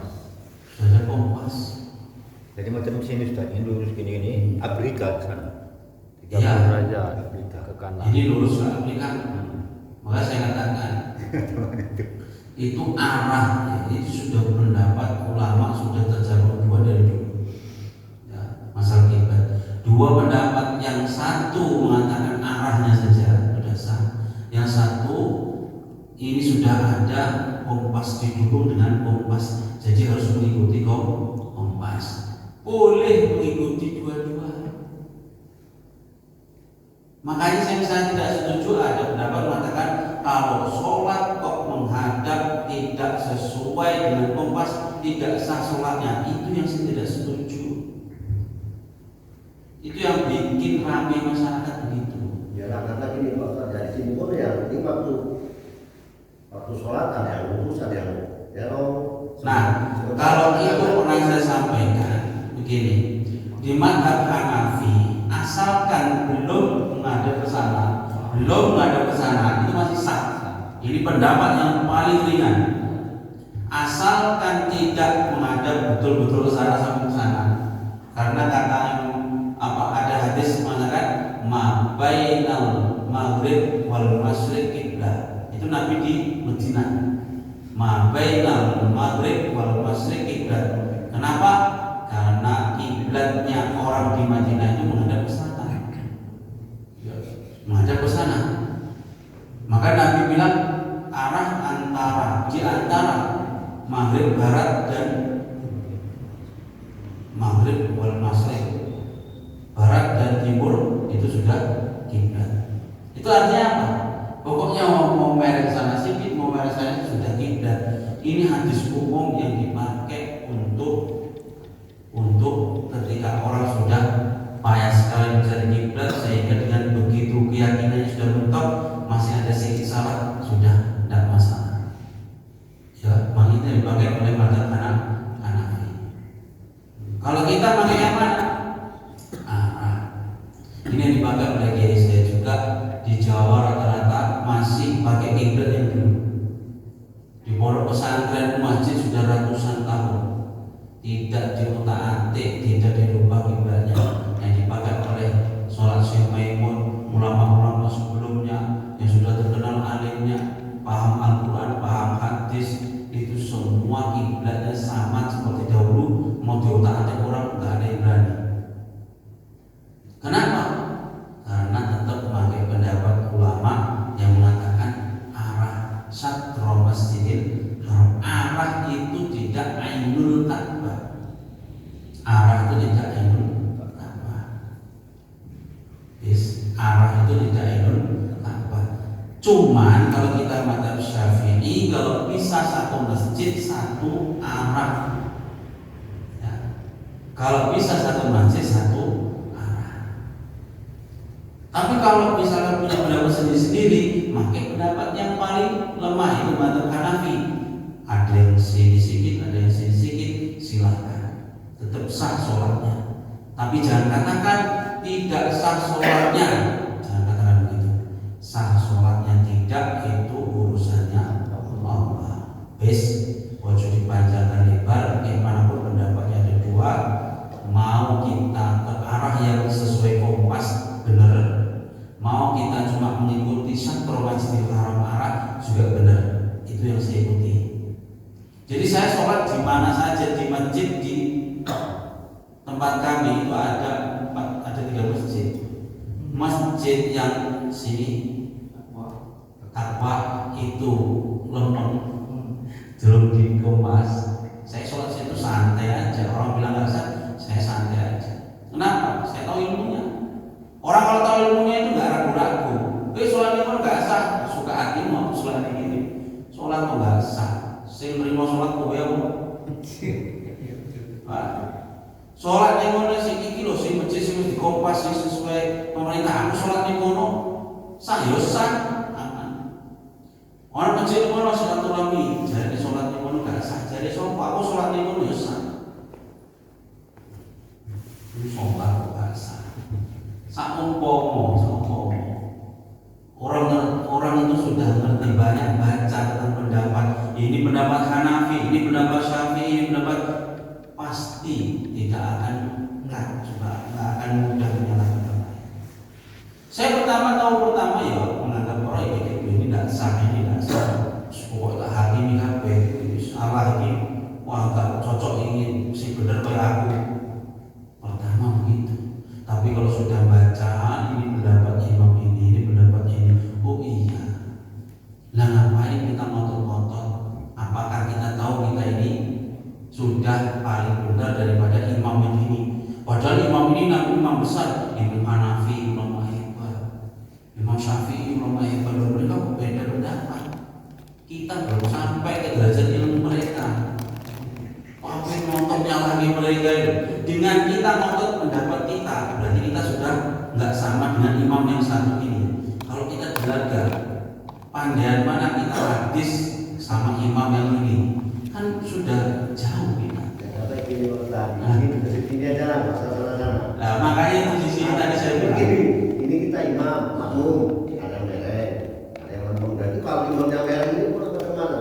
kalau imamnya merek, tadi saya bilang pakai pendapat yang paling ringan, pendapat Hanafi, asalkan masih mereknya masih sekitar sini saja, tidak sampai ke sana kali, tidak sampai ke sana kali, itu sudah arah kiblat masih dimaklumi menurut pendapat Hanafi.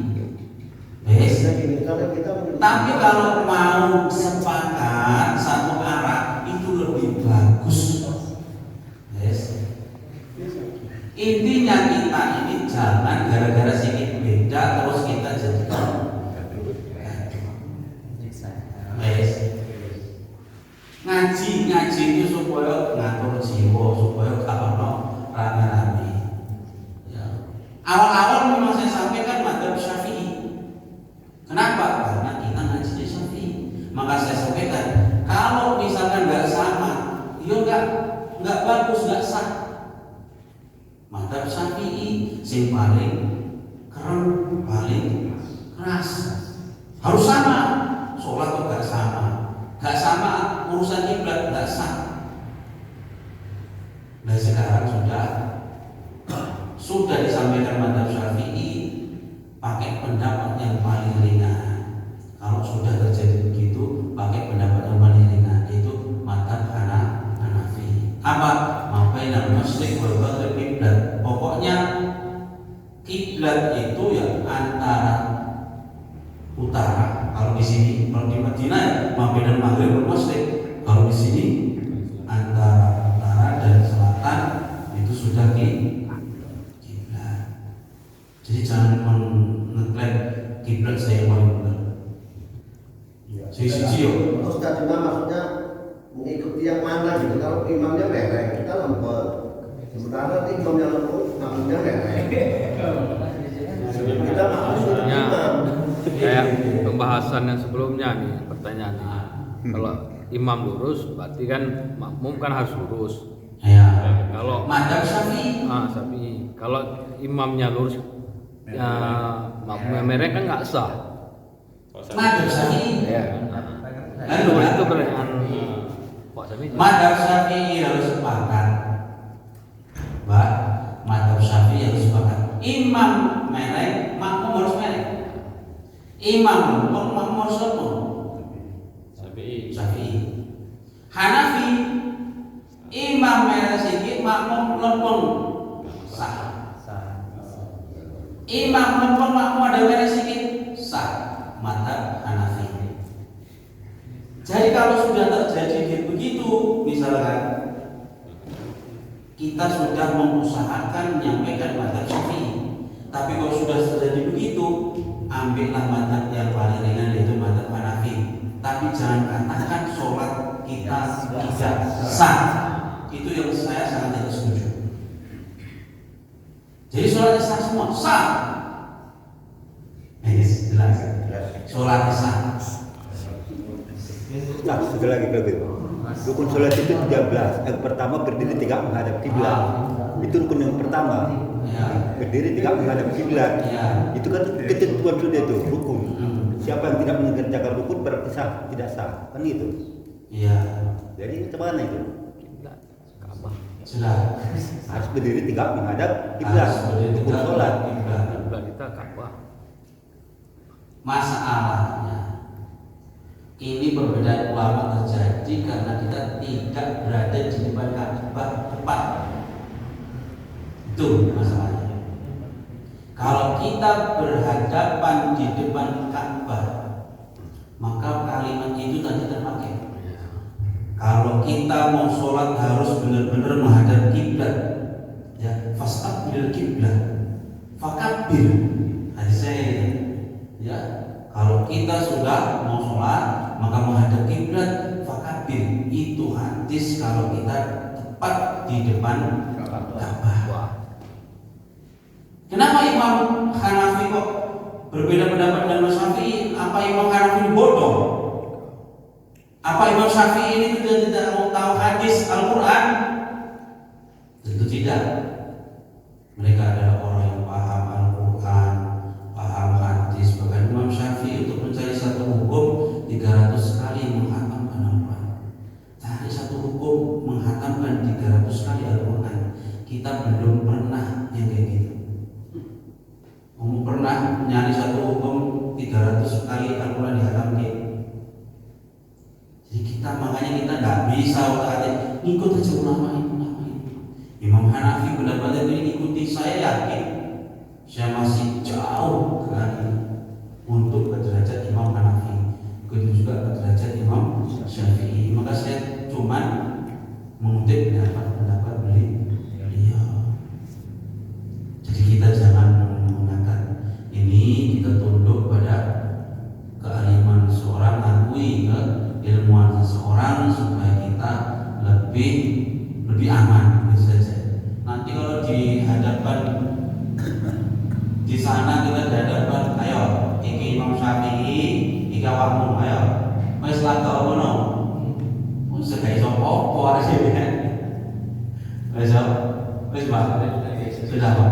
Jadi fastaqbil kiblah, ya, itu kalau kita ainul Ka'bah, tepat berada di depan kiblah. Tapi kalau sudah jauh ini, maka ulama berbeda pendapat. Salah satunya Imam Hanafi, Imam Syafi'i berbeda pendapat dalam hal ini. Ya kita harus hormatilah Imam Syafi'i. Orang kita sholat apa? Sholat aja apa tarawih milih yang sedikit, ada yang 20 rakaat milih yang sebentar. Kenapa nggak milih yang 20 rakaat kalau memang jos ya?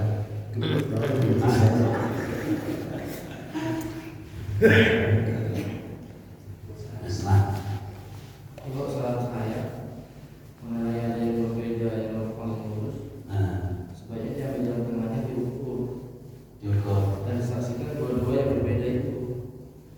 Jadi mana yang paling nanti dari ukuran itu yang benar, maka yang dua berbeda tadi harus mengikuti seperti yang sudah disepakati dalam pengukuran mufakat itu. Kalau mau sepakat bagus. Iya, seperti itu. Kalau mau sepakat bagus. Supaya kita tidak ada usaha untuk bagaimana supaya Salah terus. Jadi kenapa saya itu insya Allah siap. Kenapa saya katakan saya tidak setuju kalau dikatakan tidak sah sholat di masjid di tempat saya? Saya bilang tidak sah. Jadi orang mau ke masjid takut. Kasih sholat di kono, orang nggak sholat, masa sholat di kono? Gara-gara dibilang sholat di masjid itu nggak sah. Walau ini gara-gara kalimat itu orang mau ke masjid nggak jadi. Ini kena hukum lain. Waman adzlamu mimman mana'a masajidallah ayudkaru fi ismuh. Ini Al-Quran. Siapa yang lebih zalim daripada orang yang mencegah seseorang untuk zikir di masjid-masjid Allah, di sana disebutkan nama Allah. Itu justru mencegah orang untuk pergi ke masjid. Orang harapan kita supaya masjid. Ya kalau masih belum sepakat, yuk cari solusi supaya bisa sepakat. Itu yang saya bilang waktu di masjid menuliskan Bapak Sofyan, saya bilang untuk pengumpulan tugasnya supaya sepakat warga itu ambil ahli kami itu jadi menjelaskan dengan panggil mereka yang mengumpulkan tugas. Yang benar sekarang kan nggak ada yang milih gini nggak ada gini kan, karena sudah sepakat tentang ukuran ini juga kalau umpamanya dia berprogram apa ini masalah ada ini. Tapi kalau dia tahu yang bayar katakan ini, nah itu baru yang bayar ini tadi. Makanya saya bilang tadi, banyak ada yang memang kayak gini dipanggil tim. Jadi aku mau panggil ini apa sih kita tanya tim, ini nggak mau ikut ini. Bagaimana apa jadi mau geser? Iya kan? Ini di antara yang lempeng sama yang PD, ini sama-sama sama-sama Setelah serangan. iya, setelah dia Biasanya bingungnya gini, imam katanya aku ikut imam merah. Iya bercereng lah. Terpasang milik, merah itu tolak. Iya mereng lah. Jadi setelah diukur itu kan selama ini ada perbedaan mengikut dosen yang sudah yang diukur itu gitu. Jadi nggak ada lagi iya kok memang sudah diukur orang-orang yang ahlinya misalnya kan. Ini udah udah coba. Nah ini. Apabila nanti terjumpa lempeng, emang yang betul itu lempeng, yang melingnya bukan lempeng. Ya jadi gini maksudnya. Ya kalau pas itu memang lempeng, nanti kita tanya ini nggak lempeng mana kan? Sah. Banyak ini. Ya kita apa kan sesuai dengan itu. Jadi kan gini, sana itu begitu maksa tanyakan, karena di situ kan ada sobat kesebutangan, rahasia. Itu kan dia sebatas masih kena tanah haram, itu sah. Kalau udah giniannya nggak kurang begini udah kesana, itu darah KPK, karena merah ini. Iya. Betul. Jadi dia harus pokoknya kalau masih kena tanah haram, sah. Jadi makanya kan katanya 30 derajat, 1 derajat berapa dari jarak tanah haram itu berapa kilometer, maksudnya kalau 5 kilometer dikali 30 berarti 150 kilometer. Jadi kan dia jaraknya 500 kan masih aman gitu masih. Iya, yang dibilang nggak boleh itu menyatakan nggak sah, nggak boleh, walaupun berbeda. Selama kan itu yang implementasi betul. Cuma supaya tadi kita tak ada yang gini, nggak ada yang gitu. Asal saya tadi sepakati bersama, supaya di. Memang ada beberapa orang aja yang itu. Cuma nggak bagus ya, beda. Karena kan sudah bersatu kan imam sudah sadar sikap lurus dan Pas dia jadi amal. imam, Tidak ada yang mereka nggak sesuai dengan sikap lurus imam tadi gitu ya. Sekarang kan bisa sikap lurus. Jadi ada yang gini dalam berjamaah itu aja. Kalau yang memahami pasti nggak masalah. Itu makanya saya bilang kita ini pakai domat tak? Kita ini tetap pakai domat. Nanti sholat taraweh madzhabnya yang Hambali. Itu madzhabnya Ibnu Taimiyah. Campur-campur. Madzhab Syafi'i, Hambali, Maliki, Hanafi justru 20 rakaat sunat. Yes. 20 rakaat. Ayo milih sendiri. Lah kenapa kok gak pilih 20 rakaat kalau memang sudah tahu itu madzhab yang kuat? Tapi banyak Kan dosen enak. 8 rakaat. Jadi kita nggak bisa. Istri kita madzhab Syafi'i wajib pakai cadar. Madzhab Syafi'i, madzhab Hanafi tidak pakai cadar. Jadi pakai madzhab sopo. Jadi Syafi'i, Hanafi, Hanafi. Kenapa aku? Ya, kemarin dan kami mau mengukur apa seni sama saja ya misalnya diri saya tahu dia diri orang mana emang itu apa Menteri Agama. ya dibilang udah ustaz sama saya yang mengukur jangan main-main tuh bilang Ya saya bilang itu Pak Biati. jangan Ayo main-main Pak jadi itu Pak. ini supaya nanti sepakat panggil orang yang memang berkompeten dalam hal itu, panggil yang orang MUI, KUA, orang pemerintahan, supaya benar-benar orang yakin semua. Ya kalau saya Ustadz kampung, saya mau Ustadz Indro, nanti yang nggak suka sama saya, nggak usah sholat yang mulu itu sih, menentukan kiblat gitu mau.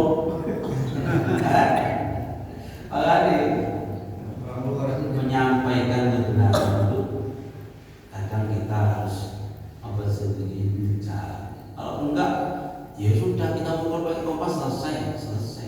Ukur sendiri pun Pak Sugiarto bisa. Cuman kita enggak begitu cara dakwah dan masyarakat gitu. Makanya saya sampaikan, panggil aja orang sana biar lebih yakin. Oh, ini urusan main-main selamanya. Tidak usah perbedaan dan tidak usah digawe rame. Bisa sampaikan jauh pendapat. Wes Bapak Ijo terima porong ini.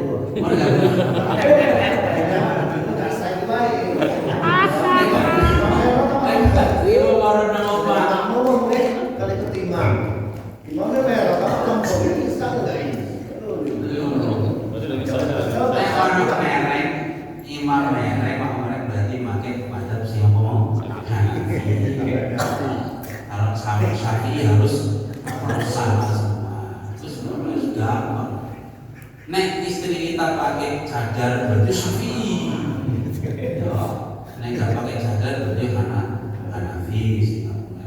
Nek tarawih rumpul berarti sing mau macam apa itu? Apa 20 KB? Kita 8 juta. Apa dan bisa sampai mau milih sendiri kan terserah. Terus bidik Terawih formal. daripada mau mantap yang mulai enak baik nggak usah ngikutin mantap terus nggak usah tarawih pusing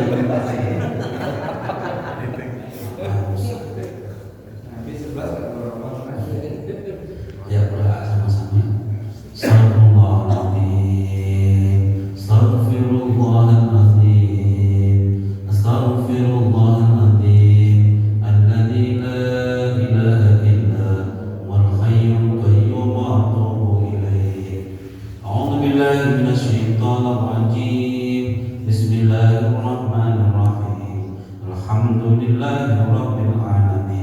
حمدا شاكرين حمدا ناعمين حمدا يوافي نعمه ويكافئ مزيدا يا ربنا لك الحمد كما ينبغي لجلال وجهك الكريم وعظيم سلطانك اللهم صل على سيدنا محمد الفاتح لما أغلق الخاتم لما سبق ناصر الحق بالحق والهادي إلى صراطك المستقيم وعلى آله وصحبه حق قدره ومقداره العظيم اللهم اجعل استماعنا هذا استماعا مباركا واجعل افتراقنا بعد هذا افتراقا معصوما مرحوما اللهم انفعنا بما علمتنا وعلمنا الذي ينفعنا وزدنا علما اللهم افتح قلوبنا فتوح العارفين واجعل اعمالنا خالصه لوجهك الكريم اللهم اجعلنا واولادنا وتلاميذنا من